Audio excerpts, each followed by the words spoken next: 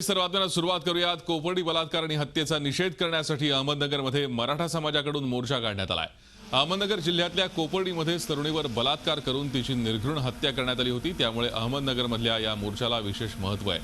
नगरमधील वाडिया पार्क येथून हा मोर्चा निघाला असून वाडिया पार्क, स्वस्तिक चौक, चांदणी चौक अशा मार्गाने जिल्हाधिकारी कार्यालयावरती हा मोर्चा जाणार आहे। या मोर्चात अहमदनगर जिल्ह्यातील विविध भागातून मराठा समाजाचे नागरिक मोठ्या संख्येने सहभागी झाले।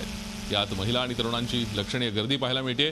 या मोर्चासाठी तब्बल 15,000पेक्षा जास्त स्वयंसेवक नेमण्यात आले आहेत। 2,000 पोलीस बंदोबस्त तैनात आहे। अहमदनगरमधल्या या मराठा मूक मोर्चाला विविध संघटनांनी पाठिंबा दिलाय। नगरमधल्या या मूक मोर्चाची ही दृश्य आपण पाहतोय। संदर्भात अधिक माहिती घेऊयात। आमचे प्रतिनिधी निखिल चौकर सध्या आपल्या संपर्कात आहेत। निखिल, हा मोर्चा सुरू झालाय का? कसा प्रतिसाद या मोर्चाला दिसून येतोय? नक्कीच हा मोर्चा सुरू होऊन आता जवळपास अर्धा पाऊण तास झाला आहे। मोठा प्रतिसाद, लाखोंच्या संख्येने मराठा बांधव याच्यामध्ये सहभागी झाले होते।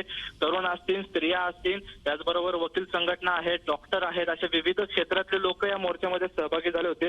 लाखोंचा जनसमुदाय हा संपूर्ण रस्त्यावर दिसून येत होता आणि आता जिल्हाधिकाऱ्यांना निवेदन देऊन जस्ट या मोर्चाची सांगता देखील करण्यात आलेली आहे। मात्र मोठ्या प्रमाणात हा मोर्चा होता आणि यामध्ये कोपर्डी येथील घटनेतील आरोपींना फाशी शिक्षा द्यावी, त्याचप्रमाणे मराठ्यांना आरक्षण द्यावे अशा मागण्या असलेलं निवेदन हे जिल्हाधिकाऱ्यांना देण्यात आलेलं आहे आणि हे निवेदन देऊन झाल्यानंतर आता या मोर्चाची सांगता झाली आहे।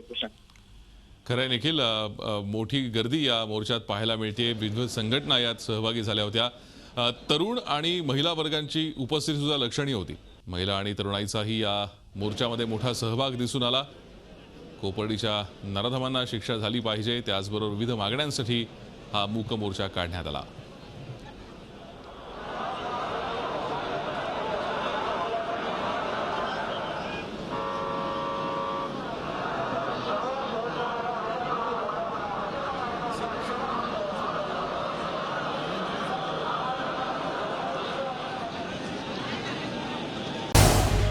झी 24 तास रहा एक पाऊल पुढे।